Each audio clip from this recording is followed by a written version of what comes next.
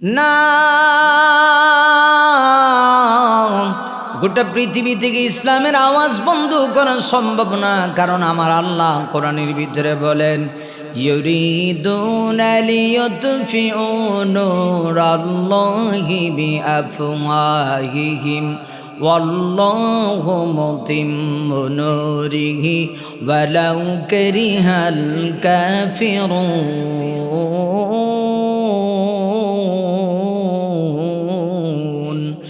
আরে আমার আল্লাহ বলেন, ইসলাম নামক বাতিটাকে বেঈমানেরা নিভাই দিতে চায় গো। না, পারবে না, পারবে না। কারণ এই বাতি আমার আল্লাহ জ্বালিয়েছেন। যেই বাতি আমার আল্লাহ জ্বালান, পৃথিবীর সব বেঈমানেরা মিলে এক হয়েও কোরআনের বাতি, ইসলামের বাতি নিভাতে পারবে না। আরে মুমিন, আমি যেই ঘটনা বলছিলাম, মক্কার সব মুশরিকিনে মক্কা এবং মদিনার ইহুদিনা সব একসঙ্গে হয়ে ইসলাম নামক বাতি, ইসলামের নবী এমনকি নবীর সাহাবীদেরকে চিরতরে ধ্বংস করে দেওয়ার জন্যে ওরা সুদূর সেই মক্কা থেকে মদিনার প্রতি 1-2 হাজার বাহিনী না, 10,000-এর একটা বাহিনী নিয়ে রওনা হয়েছে। আবার নবীজি সাথে সাথে সাহাবীদেরকে নিয়ে পরামর্শের জন্য বসলেন, ওদের সঙ্গে কেমনে মোকাবেলা করা যায়। সিদ্ধান্ত হয়ে গেল, খনন করা হবে, পরিখা খনন করা হবে। খন্দকের যুদ্ধ হিসাবে যেইটাকে আমরা চিনি, জঙ্গে আযাব বা খন্দকের যুদ্ধ, গর্ত খনন করা হবে। আর নবীজি সাহাবীদেরকে নিয়ে পরামর্শের জন্য বসল গো। সাহাবীদের কাছ থেকে আমার নবীজি পরামর্শ নিচ্ছেন কি করা যায়। আরে মুমিন, সাহাবীদের ভিতরে একজন মুরব্বী সাহাবী ছিলেন, যার নাম ছিল হযরত সালমান ফারসি রাদিয়াল্লাহু আনহু। সালমান ফারসি রাদিয়াল্লাহু আনহু আল্লাহর নবীকে পরামর্শ দিলেন, ইয়া রাসূলুল্লাহ, ইয়া হাবিবাল্লাহ, আগো নবীজি, আমি দেখেছি আমার বাড়ি পারস্য দেশে বড় বুদ্ধিমান জ্ঞানবান ছিলেন সালমান ফারসি। নবী সাহাবী সালমান ফারসি বলেন, আমি দেখেছি আমার দেশে যখন বাহিরাগত কেউ আক্রমণ করার জন্য আসতো, আমরা ওই শত্রু বাহিনীকে সহজে পরাজিত করার জন্য মাঝখানে গর্ত খনন করে দিতাম।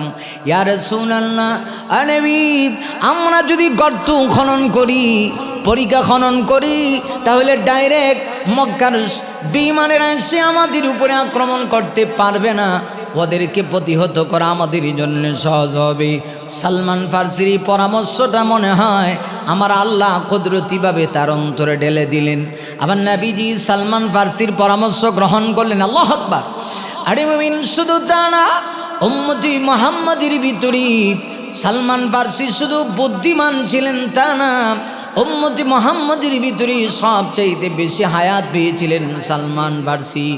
এজন্য ইতিহাসের কিতাবে আসে, নবী সাহাবী হযরত সালমান ফারসি তিনি যখন মুসলমান হন, সালমান ফারসির বয়স ছিল 120 বছর। সালমান ফারসি যখন ইন্তেকাল করে গো, সালমান ফারসির বয়স ছিল 220 বছর। উম্মতে মুহাম্মাদির ভিতরে এত লম্বা হায়াত আর কেউ পায় নাই, না, এত লম্বা হায়াত আর কেউ পায় নাই গো। আমার আল্লাহ উম্মতে মুহাম্মাদের ভিতরে সবচেয়ে লম্বা হায়াত সালমান ফারসি রাদিয়াল্লাহু আনহুকে দিয়েছিলেন। আরে মুমিন, খেয়াল করো, আমার নবীজি সালমান ফারসির সুন্দর সেই পরামর্শটা আমার নবীজি গ্রহণ করে নিলেন। নবীজি সাহাবীদেরকে নিয়ে সিদ্ধান্ত গ্রহণ করলেন, গর্ত খনন করা হবে, পরিখা খনন করা হবে। 10 মাইল লম্বা হবে গর্তটা, 10 মাইল লম্বা হবে, 8 কিলোমিটার লম্বা হবে, 20 হাত প্রশস্ত হবে, নিচের দিক থেকেও 20 হাত নিচের দিকে গর্ত হবে, যাতে করে দুষ্ট বাহিনী বেঈমানেরা, বেঈমান ষড়যন্ত্রকারী বাহিনী ডাইরে গেছে মুসলমানদের উপরে আক্রমণ করতে না পারে। আমার নবীজি সেই সিদ্ধান্ত নিলেন, প্রতি 10 হাত করে আমার নবীজি 40 জন সাহাবীকে দিলেন। 1500 সাহাবীদের জামাত প্রস্তুত হয়ে গেলেন। এমন অবস্থা, সাহাবীদের পেটে কোনো ধরনের খাবার নাই। না রে মুমিন, না, সাহাবীদের পেটে খাবার না থাকলে কি হবে গো? সাহাবীদের ইমানের পাওয়ার আছে, আর যদি কার ভিতরে ইমানের পাওয়ার থাকে, লোকটা ক্ষুধার্ত হতে পারে, পিপাসার্ত হতে পারে, ইমানের পাওয়ার দিয়া বাতিলের সঙ্গে যখন মোকাবেলা করবে আমার আল্লাহ বিজয় দিবেন। আমার কথা না, আরে আমার আল্লাহ পবিত্র কোরআনের ভিতরে বলেন, ওয়ালা তাহিনু ওয়ালা তাহজানু ওয়া আনতুমুল আলাউন ইন কুনতুম মুমিনিন।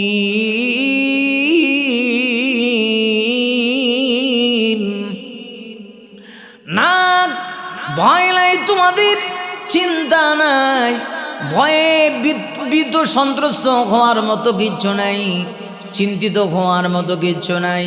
আমার আল্লাহ বলে, যদি তোমরা মুমিন হতে পারো গো, অবশ্যই আমার আল্লাহ তোমাদেরকে সাহায্য করবে। নবী সাহাবীরা দেখেন, লক্ষ্য করে, পেটে খাবার নাই, একজন সাহাবী 2 দিন 3 দিন পর্যন্ত না খেয়ে আছে। এরপরেও সাহাবীরা এক মুহূর্তের জন্য সাহাবায়ে কেরাম বিসমাক হতে রাজি না।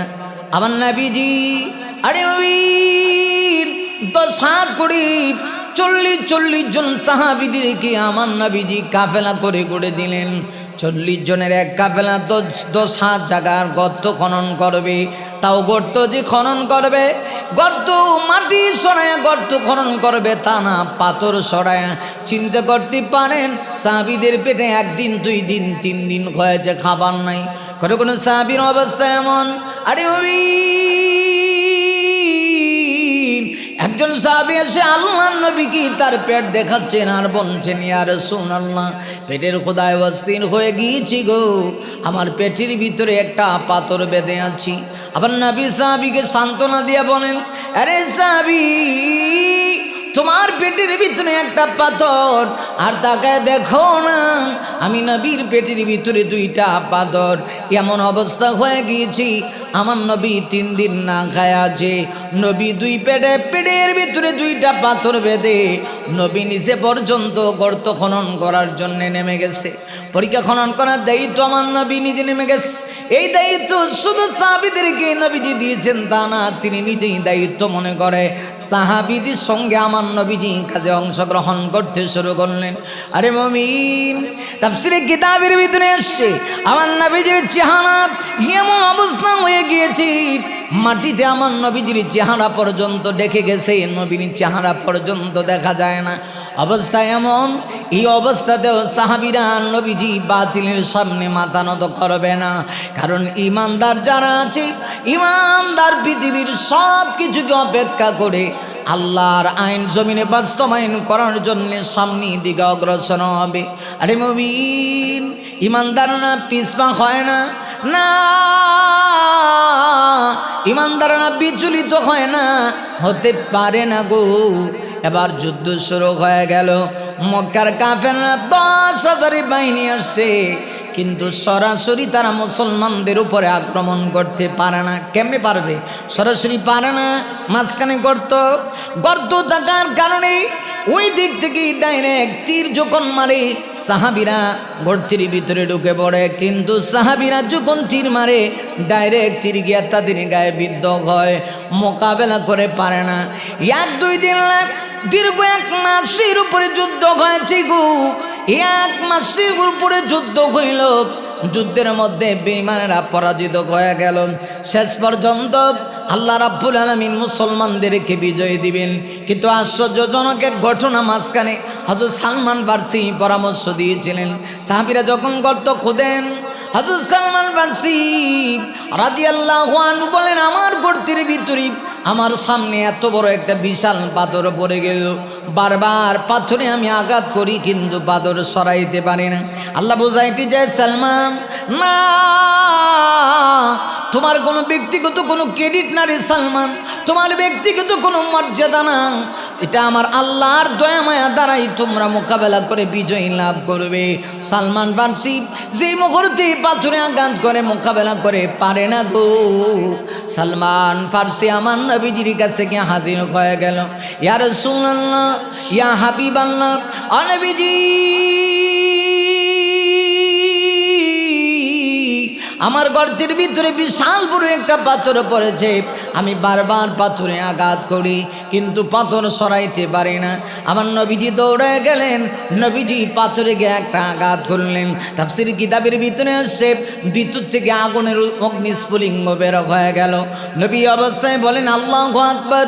আবার নবীজি পাথরের মধ্যে আঘাত করলেন, পাথর টুকরা হয়ে গেল। ভিতর থেকে আবার আওয়াজ বের হয়ে আবার অগ্নিস্ফুলিঙ্গ বের হয়ে আসলো, আগুনের লুক্কা বের হয়ে আসলো। নবী বলেন আল্লাহু আকবার। আরে মুমিন, শুধু তা না, এবার নবী তৃতীয়বার ওই পাথরের ভিতরে আবার নবীজি আঘাত করলেন, আবার পাথরটা টুকরা হয়ে গেল। ভিতর থেকে আগুনের লুক্কা অগ্নিস্ফুলিঙ্গ বের হয়ে গেল। নবী ডাক দিয়ে বলেন আল্লাহু আকবার। সাহাবায়ে কেরাম বড় আশ্চর্য হয়ে গেল। সাহাবীরা আমার নবীকে ডেকে ডেকে বলে ইয়া রাসূলুল্লাহ, ইয়া হাবিবাল্লাহ, নবীজি পাথরটা সরাই থেকে 3 বার আঘাত করলেন, পাথর টুকরা হয়ে গেল, আগুনের লুক্কা বের হয়, আর আপনি আল্লাহু আকবার বলেন কেন? রসুল বলেন প্রথমবার যখন আমি আল্লাহু আকবার বলেছি, পাথরের ভিতর থেকে যখন অগ্নিস্ফুলিঙ্গ বের হয়, তখন জিবরিল আমার চোখের সামনে এসে ধরেছে। ইয়া রাসূলুল্লাহ, এই যে দেখেন রোমের রাজধানী, ইয়া রাসূলুল্লাহ আপনি তাকায় দেখেন ইটালি রোম দেশের রাজধানী ইটালি, আর বেশি দিন বাকি না আপনার উম্মতের দখলে আসবে। আমার নবী তখন খুশি হয়ে বলেন আল্লাহু আকবার। দ্বিতীয়বার আমার নবী আবার যখন পাথরের ভিতরে আঘাত করেন, রসুল বলেন আল্লাহু আকবার। আমার নবী বলেন পারস্যের রাজধানী জিবরিল আমার সামনে তুলে ধরেছে, আর ডাক দিয়া কয় নবী গো, নবীজি আর বেশি দিন বাকি না, পারস্য আপনার উম্মতের দখলে চলে আসবে। তৃতীয়বার নবীজি পাথরে আঘাত করলেন, পাথরটা টুকরা হইল, ভিতর থেকে অগ্নিস্ফুলিঙ্গ বের হয়ে আসলো। রসুল বলেন আল্লাহু আকবার। তখন আল্লাহ নবীর সামনে, আমার নবীর সামনে সানা শহর আমার নবীজির সামনে তুলে ধরা হলো। ইয়ামনের সানা, ইয়ামনের রাজধানী সানা উপস্থাপন করা হলো, আর ডেকে বলা হলো নবী গো,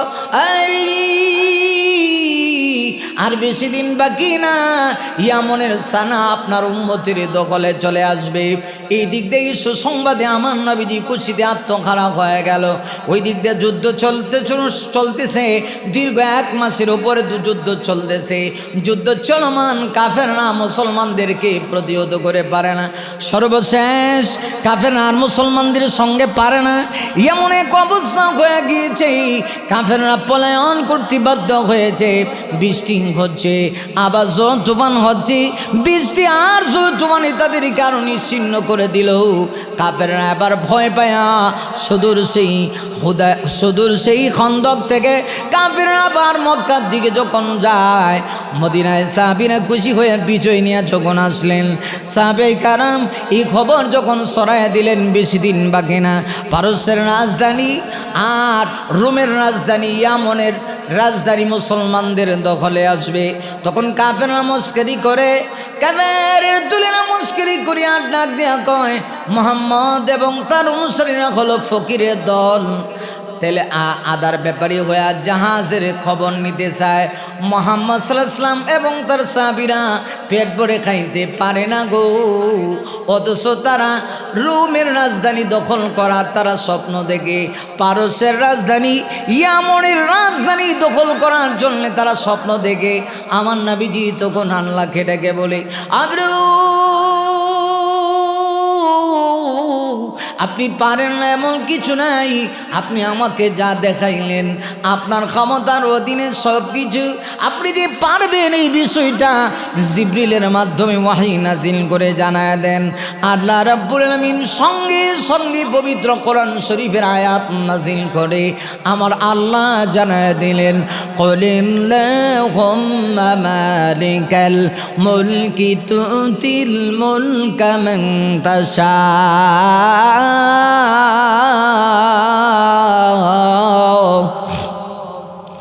وتنزع الملك ممن تشاء وتعز من تشاء وتذل من تشاء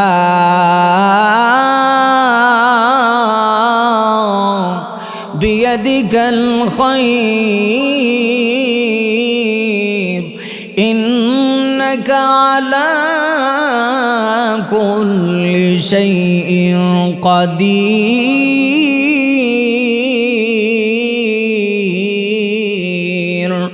আরে আমার আল্লাহ কোরআনের আয়াত নাজিল করি বিশ্ব নবীকে জানায় দিলেন, আল্লাহুম্মা মালিকাল মুলক। আল্লাহ বলেন, নবী গো, আমি আল্লাহ হলাম রাজত্বের মালিক। আমি জানি চাই তুতিল মুলকা মান তাশা, যাকে চাই তাকে রাজত্ব দান করি। ওয়া তানজিউল মুলকা মিম্মান তাশা, আর যার কাছ থেকে চাই রাজত্ব ছিনাই নেই। না, রাজত্ব শুধু দেই আর নেই তা না, ও তো মান তাশা, আর যাকে চাই আমি আল্লাহ সম্মান দিই। ও তো দিল্লু মান তাশা, আর যার কাছ থেকে চাই আমি আল্লাহ সম্মান দিয়েও চিনিয়ে নিয়ে যাই। তাহলে বোঝা গেল সম্মান দেওয়ানের মালিক আমার আল্লাহ। কোনো মানুষ যদি ক্ষমতা পায় সম্মান পাবে এর গ্যারান্টি নাই। অনেক মানুষের ক্ষমতা আছে, সম্মান নাই। আবার অনেক মানুষের ক্ষমতা নাই, অর্থবিত্ত নাই, সম্মান আছে। আবার অনেক মানুষকে আমার আল্লাহ সম্মান দিয়ে সম্মান নিয়ে যায়। এর কারণ হলো তিনি সম্মান দিতেও পারে, নিতেও পারে, ঠিক কিনা? সম্মানিত সুধী, আমার আল্লাহ বলেন বিয়াদিকাল খায়ের, আমার আল্লাহর কুদরতি হাতেই সব কল্যাণ, আমার আল্লাহর কুদরতি হাতেই সব কল্যাণ। ইন্নাকা আলা কুল্লি শাইইন কাদির। আরে আমার আল্লাহ বলেন নিঃসন্দেহে তিনি সর্বশক্তিমান, তিনি যা ইচ্ছা তাই করেন। অতএব বোঝা গেল ক্ষমতা আমার ইচ্ছাকৃতভাবে নয়, আমি চাইলে ক্ষমতাবান হতে পারবো না। ক্ষমতা যদি পাই বোঝা গেল আমার আল্লাহর সাহায্য আমার উপরে আছে।